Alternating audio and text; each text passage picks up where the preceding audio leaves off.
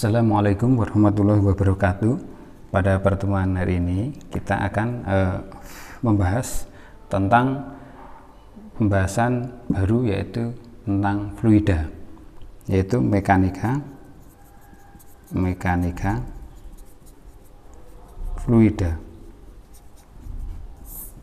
Selama ini orang lebih suka menyebutnya fluida. Ada nama lainnya, yaitu nama lainnya misalnya ini zat zalir.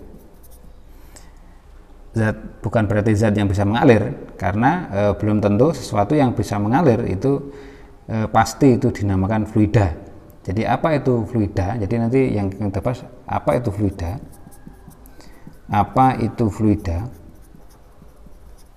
atau zalir ini apa. Pertanyaan kedua, fluida itu pembagiannya itu nanti apa saja. Jadi di sini nanti akan terbagi menjadi dua, fluida ideal, yang satunya tak ideal. Nah, pertanyaannya, apa itu fluida ideal? Ideal ini apa? Ini yang akan kita bahas untuk tahap SMA. Nah, bagaimana kalau yang tak ideal? Maka yang untuk tak ideal ini pembahasannya adalah di pengayaan atau di tingkat yang lebih tinggi, yaitu kuliah. Yang untuk tidak ideal, yang kita bahas adalah yang fluida ideal. Nah, salah satu contoh fluida yang paling gampang itu adalah air. Sesuatu dikatakan yang namanya zalir, dikatakan zalir atau fluida, ya, atau fluida. Ini kita harus mengasumsikan dulu, yaitu apa ini. Jadi di para ilmuwan itu mendefinisikan adalah sekumpulan. Jadi sekumpulan molekul-molekul. Ini saya pakai tanda nih, pakai tanda petik, molekul-molekul penyusun zalir. Jadi penyusun zalir atau fluida. Nah, sedemikian rupa sehingga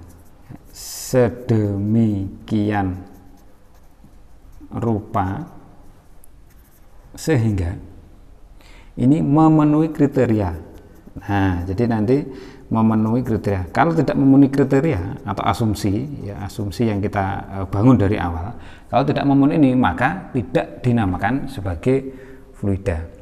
Jadi syaratnya harus memenuhi kriteria ini. Jadi kriteria pertama itu molekul-molekul tersebut. Jadi molekul-molekul tersebut itu tersebar acak, ya, tersebar acak. Jadi harus acak. Maksudnya bagaimana tersebar acak itu? Jadi ketika misalkan dalam suatu ruangan gini, maka molekul-molekulnya itu tersebar acak. Dia ada di sini bebas. Di mana itu bebas. Pokoknya ini acak. Ini yang pertama, kriteria yang pertama seperti itu. Jadi tersebar acak. Yang kedua, nah, ukuran masing-masing molekul itu jauh lebih kecil dibanding dengan jarak rata-rata antar dua molekul yang berdekatan. Jadi misalkan ya ini ukuran molekul ini jauh lebih kecil, ya, jauh lebih kecil dari jaraknya. Jadi jarak antar molekul. Maksudnya apa? Jadi kalau misalkan ini tadi ukuran molekul dengan yang lainnya, jadi ukurannya ini karena gambarnya tidak begitu memenuhi, ukurannya ini dibanding dengan jaraknya. Jadi kalau misalkan ini kita perbesar itu, ini misal molekulnya di sini, terus yang satunya lagi itu di sini. Nah, jadi jaraknya itu jauh lebih besar. Ini harusnya satu titik, ini di mana? Jadi jaraknya ukuran molekulnya itu jauh lebih kecil dari jarak antar molekul. Ini yang kedua dari kriteria yang harus ada. Nah, yang ketiga, jarak antar dua molekul, ya kan? Jadi dua molekul tadi ini ternyata jauh lebih kecil lagi dibanding dengan kumpulannya, dibanding dengan ukuran kumpulan molekul-molekul. Tadi molekul itu adalah sudah sekumpulan, tapi ini ukuran kumpulan molekul-molekul. Jadi molekul itu sudah berkumpul lagi. Jarak antar dua molekul tadi itu lebih kecil dari ukuran molekul yang kumpulan. Jadi jaraknya ini, kalau yang tadi kalau Anda lihat ukuran molekul-molekul jauh lebih kecil dari jaraknya antar molekul. Nah, jarak antar dua molekul ini lebih kecil lagi dibandingkan dengan ukuran kumpulan molekul. Jadi jauh lebih kecil lagi. Nanti akan saya kasih contoh ya. Nanti akan kasih contoh misalkan. Terus yang terakhir, mungkin bisa kita contohkan yang terakhir, yang keempat, molekul-molekul terikat oleh gaya kohesi lemah dan pada jarak yang cukup dekat akan saling tolak. Jadi misalkan ini molekul-molekul ini ternyata ada gaya kohesi antar molekul ini, tapi lemah. Jadi ada gaya kohesi, ada F-nya F kohesi. Kohesi Anda tahu yaitu jarak ini gaya tarik antar molekul atau zat yang sejenis. Jadi ketika jauh maka ini ada gaya kohesi, tapi kohesinya adalah lemah. Tetapi nanti kalau jaraknya itu dekat, maka ini akan saling tolak menolak. Nah ini, jadi katanya seperti itu, ntar akan tolak menolak. Ini 4 kriteria atau asumsi sesuatu itu bisa dikatakan sebagai fluida. Air ini salah satu contoh fluida ya, zalir, termasuk zalir fluida. Kemudian kalau pasir tidak masuk ke dalam fluida. Mengapa? Karena untuk pasir itu tidak memenuhi kriteria ini. Ukuran molekul dengan jarak antar molekulnya itu terlalu tidak dibedakan. Jadi malah justru lebih besar ukuran molekulnya. Ya, jadi ini kalau ini kecil. Jadi untuk pasir tidak berlaku di sini. Tapi kalau air itu termasuk. Kemudian zat alir yang lain atau zalir yang lainnya yaitu gas. Akan tetapi untuk contoh yang lain kita bisa juga, jadi tadi untuk contoh-contohnya ya, untuk contoh-contohnya kita sudah dapat apa aja tadi, air, kemudian pasir, nah ini tidak, kemudian gas, oke, gas. Nah tetapi pada tertentu yang namanya alam semesta, nah, alam semesta itu bisa termasuk ke dalam fluida. Jadi molekul-molekulnya itu adalah galaksi-galaksi. Jadi ini termasuk bisa jadi fluida. Ini molekulnya adalah galaksi. Kalau kita perkecil lagi, nanti di dalam galaksi itu ada bintang-bintang. Jadi jaraknya antara satu galaksi dengan yang lainnya dibandingkan dengan ukuran alam semesta itu jauh lebih kecil. Ukuran galaksinya itu jauh lebih kecil. Nah inilah 4 kriteria sesuatu itu disebut sebagai fluida. Nah sekarang setelah kita tahu fluida, maka fluida ini terpecah menjadi 2. Yang satu ideal, yang satu tak ideal. Nah kira-kira yang ideal itu yang apa kira-kira?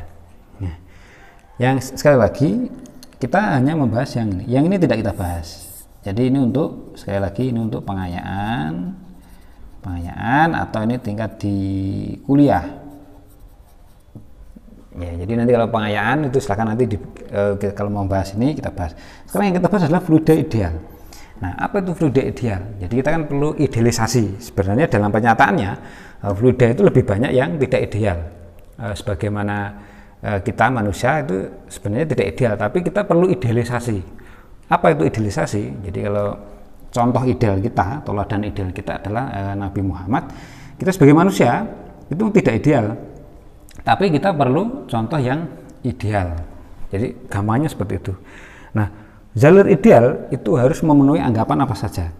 Jadi dikatakan jalur ideal itu jalur yang ideal. Ya, ideal itu memenuhi anggapan apa saja. Jadi satu, tidak kental.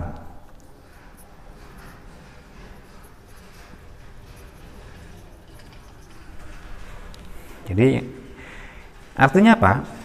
Artinya dalam fluida itu ini tidak kental, ini artinya tidak ada gesekan antar fluida. Ya, antar fluida tidak ada gesekan. Nah, ini maksudnya begitu. Jadi misalkan nanti dalam ketika fluida itu mengalir gitu, karena tidak kental, maka antara fluida satu dengan yang lainnya itu tidak ada gesekan. Nah, ini namanya ideal. Jadi istilahnya gampangnya itu cuer, tidak kental. Jadi tidak boleh kental. Ini yang pertama. Kedua, jadi ini yang satu ya, ini satu, dua, yaitu alirannya stasioner. Ya, alirannya stasioner, atau ini stasiun itu diam. Ya, alirannya stasioner, yaitu tidak ada gejolak. Ini maknanya. Jadi tidak ada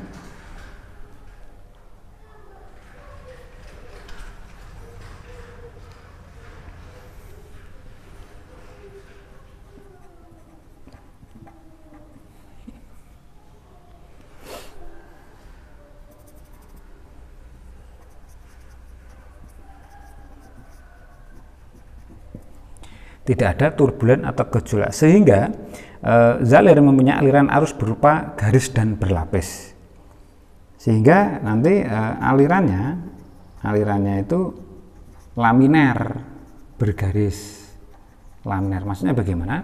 Maksudnya begini ya, kalau ibaratkan ini sungai, ya kan, aliran yang stasioner itu dia lurus, alirannya itu lurus terus, jadi lurus, bagus begini.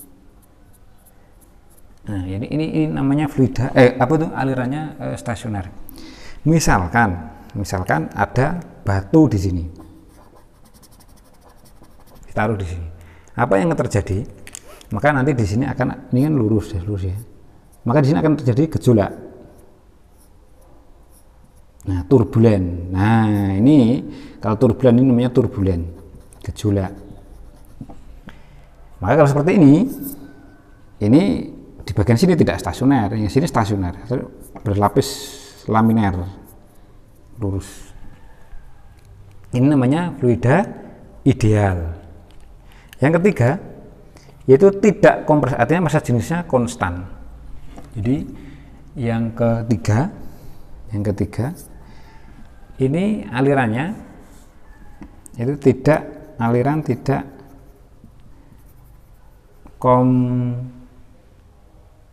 kompresibel. Artinya apa? Artinya massa jenisnya konstan. Jadi rho atau massa jenis, ya, massa jenis itu tidak berubah.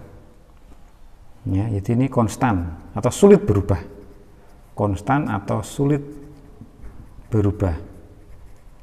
Artinya ketika ada aliran di sebelah sini, sebelah sini, sampai sini kepadatannya, jadi rho di sini, ini nilainya sama, konstan, relatif konstan.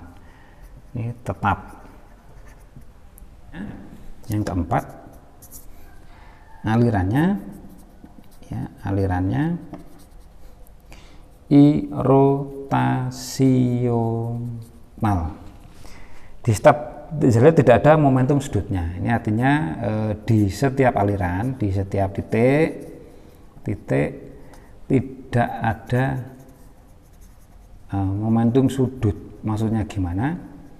Momentum sudut. Maksudnya kalau saya gambarkan begini. Jadi kalau saya gambarkan, misalkan ini sungai, sekali lagi, di situ tidak ada bahasanya itu rotasional atau uwernya. Jadi dia mengalir biasa begini, tidak ada yang bentuk uwer-uwer gitu, atau ada yang gitu. Anda mungkin pernah lihat itu yang uwer-uwer gitu, jadi gini, gitu, uwer, gitu kan? Pernah di sungai-sungai pernah lihat gitu. Nah, jadi tidak ada, jadi semuanya alirannya itu lurus, tidak ada uwernya, tidak ada uwernya di situ. Nah, ini 4. Jadi sekali lagi 4, yang pertama itu yang namanya ideal adalah tidak kental, alirannya stasioner, diem, tidak kompresibel. Terus kemudian alirannya irotasional, artinya I itu tidak ya, tidak rotasi, tidak ada uwernya, enggak ada pusarannya, enggak ada. Angin tornado itu pusaran. Nah, itu seperti itu contohnya. Besaran fisis dalam fluida, nanti Anda akan jumpai terus besaran ini, maka akan saya bahas dua. Yang pertama itu adalah massa jenis. Kita review ulang di SMP sudah, atau di MTS. Massa jenis itu apa? Atau nama lainnya kerapatan. Nah, ini apa? Yang kedua, tekanan. Tekanan itu apa? Nah, kita bahas dua hal ini, massa jenis sama tekanan. Ini sangat krusial, nanti akan dipakai terus. Ya, massa jenis itu kalau dikatakan massa saja, nah itu kan berbeda. Tapi yang ini adalah massa jenis. Kita simpulkan itu biasanya rho, ya, itulah massa tiap volume suatu benda. Ini cara bacanya begitu. Massa tiap volume satu benda. Jadi ini massanya kilogram, ini volumenya meter kubik. Nah, berapakah massa? Jadi berapakah massanya tiap volume tersebut? Misalkan contohnya air ini. Jadi air ini kita timbang airnya, misalnya tanpa gelasnya ya, misalnya airnya, berapakah massanya ini dalam volume tersebut, dalam volume air ini. Nah, ini berapa? Itu namanya kerapatan. Maka jangan sampai keliru. Nanti nilai ini, nilai rho ini tetap untuk jenis yang sama. Jangan sampai keliru. Ya, jadi tetap untuk jenis yang sama. Jadi misalkan kita ketahui rho massa jenis air itu adalah 1000 kg per meter kubik, atau kalau dalam bentuk gram maka ini 1 gram per sentimeter kubik. Artinya apa? Ini maknanya, dalam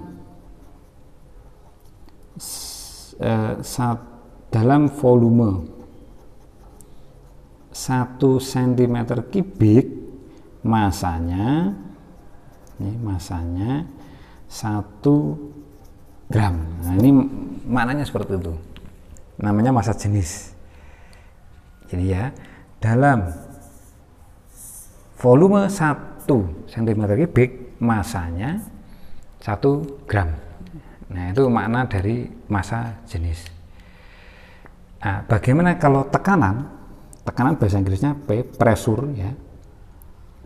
Sehingga ini maaf, ini otomatis satuan massa itu adalah kilogram per meter kubik atau sentimeter kalau diubah dalam gram per sentimeter.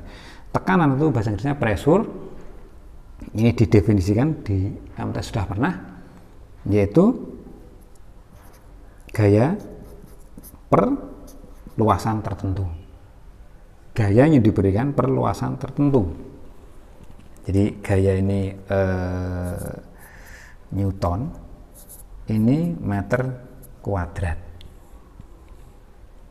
ini pressure ya. Dalam persamaan ini P tidak tetap. Jadi dalam sini ini bisa ada pengertian bahwa tekanan itu berbanding lurus dengan gaya, kemudian tekanan itu berbanding terbalik dengan A. Maknanya gimana maknanya? Jadi maknanya dari sini apa maknanya? Artinya ketika gayanya, jadi F besar, ya maka pressure-nya ya akan besar, berbanding lurus. Sebaliknya ketika F kecil, P-nya juga kecil. Tetapi ketika luasnya ini besar, karena berbanding terbalik, maka pressure-nya ini kecil. Dan sebaliknya, ketika A-nya kecil atau ketika A-nya itu minimal, maka pressure-nya maksimal. Contohnya apa contohnya? Biar gampang. Contohnya ini saja. Ketika tangan saya misalkan, ya tangan saya ini saya tusuk dengan gaya yang sama, saya bandingkan dengan ketika ini saya lepas. Tentu lebih sakit ketika saya lepas ini. Karena apa? Karena luasannya ini kecil, luasannya minimal, sehingga tekanannya maksimal. Tapi ketika saya berikan dengan luasan yang besar, luasannya besar, maka tekanannya akan kecil. Nah ini maknanya seperti ini. Maka tidak heran ketika Anda melihat misalkan ayam sama bebek. Jadi ya, kalau Anda ada contoh-contoh soal itu, misalkan dalam kasus, misalkan ini ada ayam, bebek. Misalkan ini kita sebut si A, sini si beb. Si A dan si beb, ini masanya sama. Masanya sama. Masa sama itu artinya F-nya itu sama. Tetapi ketika masuk lumpur, bekasnya lebih terlihat yang ayam. Artinya PI itu tekanan PI lebih besar dari PBB, si A dan si beb. Mengapa tekanan ayam lebih besar dari bebek? Ya, karena tadi kakinya, ya, luasnya kakinya si ayam itu lebih kecil dibanding kakinya si beb. Luasannya ini berlaku seperti itu. Salam semesta, ada kekurangannya mohon maaf. Assalamualaikum warahmatullahi wabarakatuh.